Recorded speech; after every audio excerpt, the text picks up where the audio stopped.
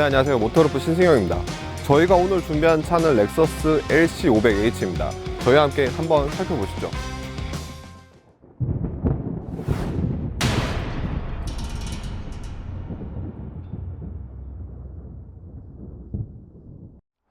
렉서스 LC500H는 렉서스의 전형적인 스핀들 그릴이 적용됐습니다. 한층 더 과감해지고 대담해졌다고 평가할 수 있겠는데요.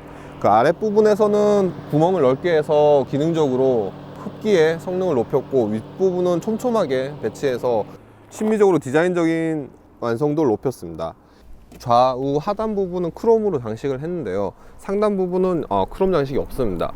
이렇게 이어지는 부분, 매끄러운 부분을 강조하기 위해서인데, 보니까 연결 부위가 굉장히 매끄럽기 때문에 조금 더 후드의 이 라인들과 연결감이 강해지는 것 같습니다. 스핀들 그릴과 함께 가장 특징적인 부분은 이 헤드램프, 그리고 화살촉 모양의 데이라이트, 그리고 방향지 시등과 에어덕트 이 부분인데요, 이렇게 삼각형 3빔 타입의 헤드램프가 적용됐고, 이 디자인 구성 자체가 하나의 일체형 모습인 것처럼 구성되어 있습니다. 저는 이 부분만 봤을 때 일본의 애니메이션 그 에반게리온의 느낌을 살짝 본 것 같아요. 그냥 제 개인적인 느낌입니다. 이거는 후드의 라인 자체는 굉장히 과감합니다. 기존의 렉서스가 가지고 있던 간결함을 넘어 날카로움을 표현하고 있는 것 같습니다. 쿠페의 디자인과 굉장히 잘 어울리는 후드 본넷의 이 라인들입니다. LFLC 컨셉카에서 그대로 볼 수 있었던 디자인의 모습을 양산차에서도 그대로 적용했는데요, 이 유려한 라인 자체는 렉서스가 추구하는 것보다 더 과감하고 역동적이며 날카로움까지 모든 것을 겸비하고 있다고 합니다.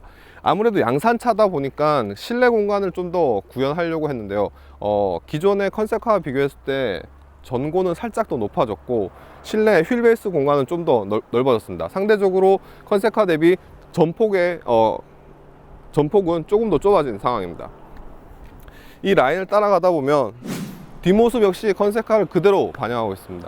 전면의 헤드램프와 데이라이트가 시동을 켰을 때와 껐을 때 이 모습이 다른데요, 제가 시동을 한번 꺼보겠습니다.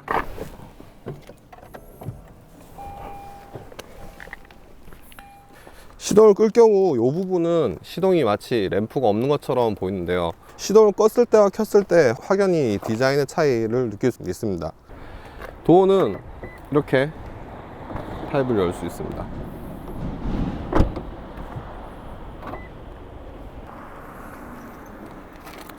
트렁크가 굉장히 좁을 수밖에 없죠. 일단 하이브리드 시스템이 포함되고 뒷좌석 공간도 좁을 수밖에 없습니다. 여기는 배터리가 설치되어 있고요, 이 부분에는 이제 수리킷, 견인고리 이런 것들이 이렇게 장치하고 있습니다. 사실 골프백 하나 정도가, 골프백 하나에 보스턴백 하나 정도, 캐리어는 한 26인치, 27인치 정도, 공간적인 측면에서는 이런 타입의 모델들은 다들 그렇고, 의외로 트렁크가 굉장히 무겁습니다. 도어 아래 에어덕트를 통해서 뒷바퀴, 뒷 브레이크에 대한 그 냉각 성능을 높이기 위해서 이렇게 구멍이 뚫려 있고요, 이 부분은 이렇게 바람이 빠져나와서 브레이크 성능을 높이고 있습니다. 도심에서 10.5, 보통 요 체급의 스포츠카 아니면 이런 쿠페형 타입의 차량의 경우 도심 연비가 굉장히 낮은데요, 도심에서도 두 자릿수 연비를 기록하고 있습니다. 네, 측면은 21인치 휠이 적용됐습니다. 측면 디자인을 봤을 때 휠 자체가 전후 굉장히 과감하게 적용되는데요, 휠에 대해서 기존의 렉서스가 보지 못했던 역동적인 느낌을 최대한 살리고 있습니다. 액티브 리어윙 같은 경우에는 속도에 따라서 다운포스를 높이기 위해서 이렇게 가변식으로 적용됩니다. 운전자가 운전 중에도 조정할 수 있고요, 속도에 따라서 자동으로도 올라오고 있습니다. 지금 LC 같은 경우에는 낮은 루프라인, 그럼에도 불구하고 넉넉한 실내 공간, 두 가지 양립된 목표를 충족시키기 위해서 굉장히 많은 고민을 했다고 합니다. 예를 들어서 운전석 같은 경우에는 이렇게 최적의 포지션이라든가 안락한 공간감과 더불어 운전을 하면서 이 최대의 퍼포먼스를 직접적으로 느낄 수 있도록 하기 위해서 운전자 시트 포함한 요 위치를 한 50가지 정도 프로토타입 개발을 해서 그 중에 가장 최적화된 그 타입을 정했다고 해요. 이 루프 헤드룸 공간 자체도 크게 좁진 않은 것 같아요. 운전석에서는. 운전대 스티어링 휠 자체는 비롯해서 여기 스웨이드 소재, 여기 스웨이드 소재들이 굉장히 꼼꼼하고, 이 알칸타라 가죽 시트 자체도 굉장히 느낌이 좋아요. 이 렉서스에선 처음으로 알칸타라 소재의 시트와 함께 통풍 시트, 기존에는 이제 히티드 기능만 있었다면 통풍 기능까지 포함된 게 처음으로 적용됐다고 합니다. 이 부분, 이 도어 손잡이도 굉장히 고급스럽고요. 이 LC가 단순히 퍼포먼스를 위한 쿠페가 아니라 고급, 렉서스가 지향하는 고급감을 잘 보여주고 있다고 생각합니다. 기어노브가 렉서스에서 기존에 볼 수 없었던 기어노브 형태인데, 이 감아지는 느낌이 굉장히 좋은 것 같아요. 이렇게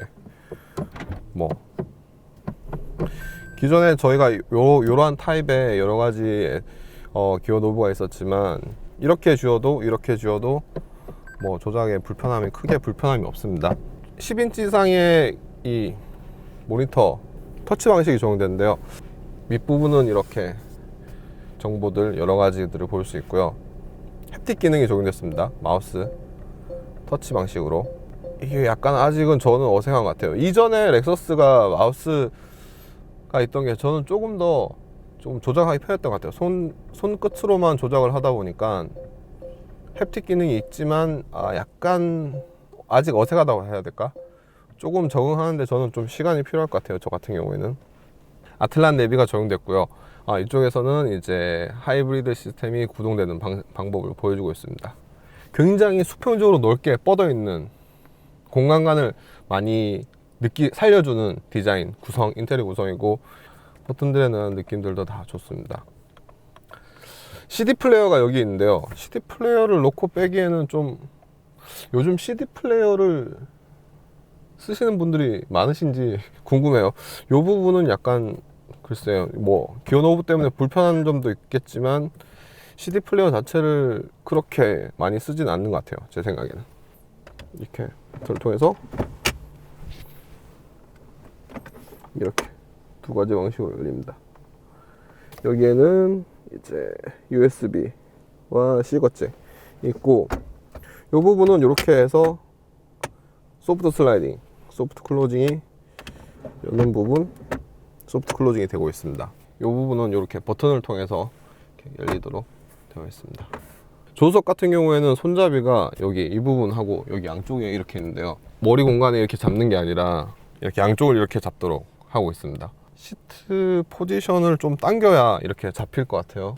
굉장히 특이한 것 같아요. 요 양쪽에 그 손잡이가 있는 거는. 네, 뒷자리에 탔습니다. 이게 헤드룸 공간이 안 나와요. 제 키가 174.5, 175가 조금 안 되는데, 이게 무리가 닿아요. 지금 이렇게 공간을 어떻게 해야 될지. 이게 원래 포지션대로 가면 지금 이렇게 뒤로 가고 있는데, 그만하 지금 운전석이랑 똑같이 맞출 경우에는 한 이 정도? 지금 공간이 꽉 찼어요. 이게 짧은 거리를 가는 데는 뒤에 이제 승객을 태울 수 있겠지만, 먼 거리 한 30분 이상, 1시간 이상 가는 거리는 이게 굉장히 제한적인 것 같아요. 일단 레그룸은 둘째 치고 헤드룸 공간이 너무 좁아서, 마크 레빈슨 스피커가 있고, 이 가운데 부분에도 물론 앉지 못하겠죠. 이렇게 블록 튀어나온 부분, 여기 엉덩이가 굉장히 깊게 들어가 있는데, 글쎄요, 이게 굉장히 힘들 것 같아요. 저는 거의 뒷좌석 공간은 짐을 두는 공간으로 생각하시는 게 좀 더 맞을 것 같습니다. 빨리 내릴게요. 아이고, 내리는 것도 힘들어요. 엔진룸 자체가 굉장히 크고 깔끔합니다.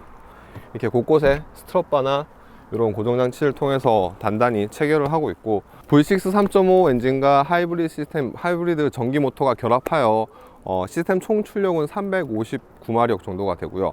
그다음 CVT와 4단, 유단 변속기가 조합을 짝을 이룹니다. 이 두 가지가 결합돼서 10단의 가상적인 느낌을 전달한다고 하는데요.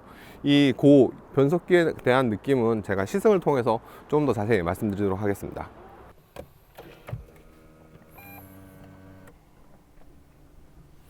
계기판이 굉장히 화려하게 변하고 있습니다.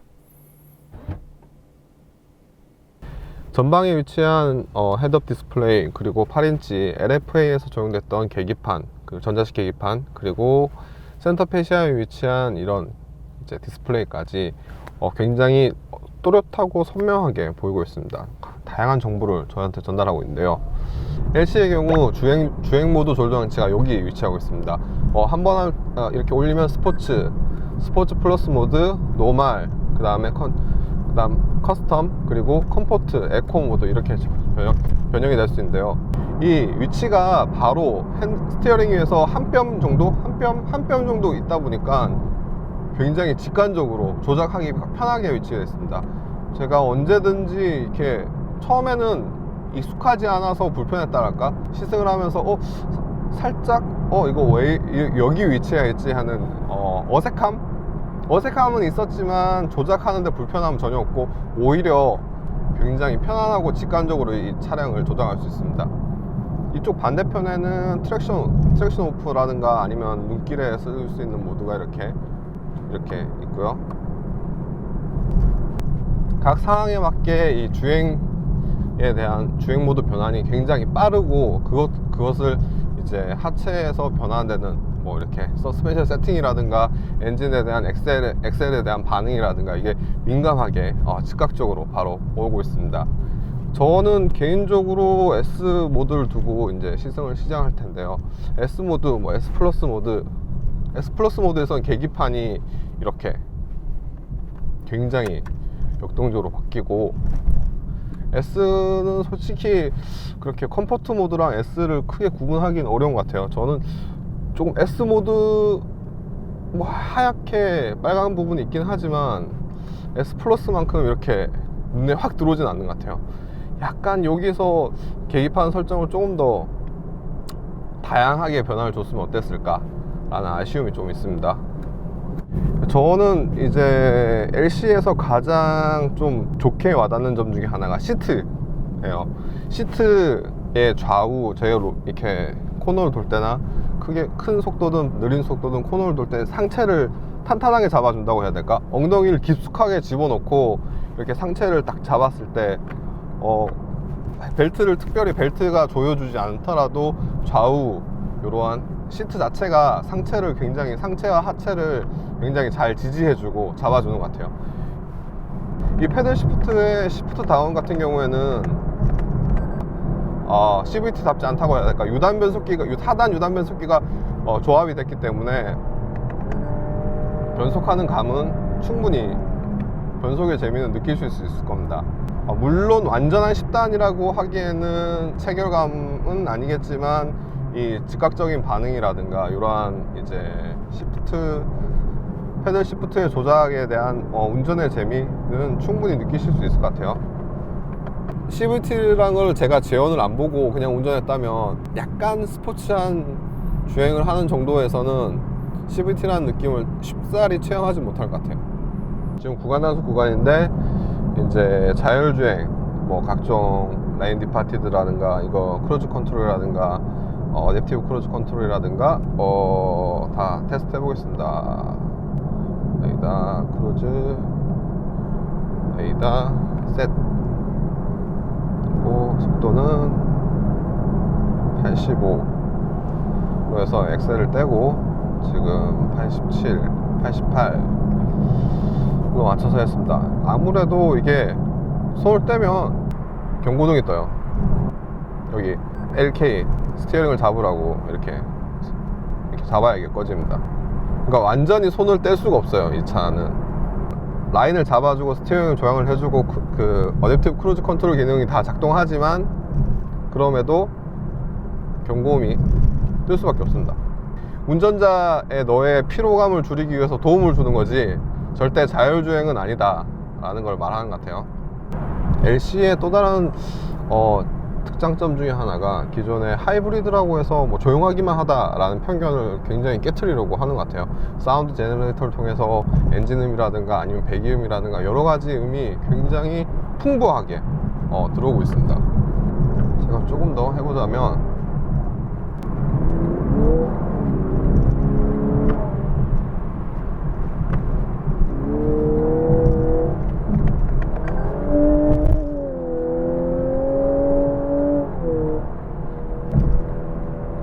엔진음이라든가 아니면 브레이크 성능, 이 두 가지 측면에서 이 차가 확실히 달리기 성능에, 운전의 즐거움을 굉장히 포커스를 둔 차라는 걸 알 수 있습니다. 단순히 그냥 잘 달리는 것 뿐만 아니라 전후 밸런스도 굉장히 좋고요. 무게중심이라든가 그런 것도 측면에서 굉장히 훌륭한 차라고 생각됩니다. 서스펜션에 대한 움직임 자체는 뭐 나무랄 데가 없는 것 같아요. 그러나 이게 뭐 독일차의 스포츠 쿠페 아니면 스포츠카들과 비교했을 때 차 성능을 몰지 못하도록 약간 닫아놓는 건 아닌가. 물론 제가 스포츠 플러스 모드를 서킷에서 테스트한 건 아니지만 도요타 86 같은 경우에는 적당히 운전자에게 자유도를 줌으로써 운전자가 운전 스킬을 키울 수 있는 그런 여지를 줄 수 있었다면 LC는 그 부분을 살짝 아쉬움이 있어요. 실내도 럭셔리하고 주행 감성도 이제 역동적이고 고급스럽고 하지만 제가 운전을 하면서 운전 실력이 크게 늘 것 같진 않아요. 물론 이 차를 타면서 이 차가 그런 용도로 만들어진 건 아니지만 약간 그러한 아쉬움은 조금 있는 것 같아요. 렉서스가 이제 이 차를 가지고 뉴르부르크링 24시에 도전한다고 합니다. 올해 5월 달에. 단순히 공도에서 운전의 즐거움이 아니라 서킷에서 차를 가지고 달려도 충분한 즐거움을 줄 수 있는 차를 만들기 위해서 이 차를 만들었고, 이 차가 성능이 그렇게 뒤진다고 생각하진 않아요. 저는 LC500과 500H를 비교하자면 500H보다는 500이 조금 더 이렇게 운전의 재미는 있는 것 같지만 일상생활에서 주행 그리고 시내에서의 연비 뭐 이런 거 여러 가지를 생각한다면 데일리카로서는 오히려 LC500H가 조금 더 점수를 줄 수 있지 않나. 물론 이 차의 가장 큰 단점은 저는 개인적으로 가격이라고 봅니다. 500H 같은 경우에는 1억 8천. 이 차 그 가격대면 많은 분들이 말씀하시기로는 포르쉐 911 까레라를 생각할 수 있는 가격이거든요. 뭐 하이브리드 모델 자체로서의 성능이나 아니면 뭐 쿠페로서 이렇게 달리는 맛이라든가 아니면 실내에 렉서스가 있는 고급감, 편의사양, 첨단 안전사양, 뭐 무엇 하나 나무랄 데 없지만 이 가격이란 측면에서 경쟁 모델과 비교했을 때 좀 아쉬운 점이 있긴 해요. 이거는 뭐 어쩔 수 없는 거예요. 혹자 어느 분은 이제 뭐 BMW i8, i8을 거론하시기도 하는데 디자인적으로는 굉장히 예쁘지만 주행 성능 면에서는 오히려 LC500이 더 낫지 않나 저는 생각합니다. LC500H를 타면서 조금 아쉬운 점은 뭐 그 정도 저는 꼽을 수 있을 것 같아요. 가격에 대한. 근데 그게 가장 큰 아쉬움이 있겠죠.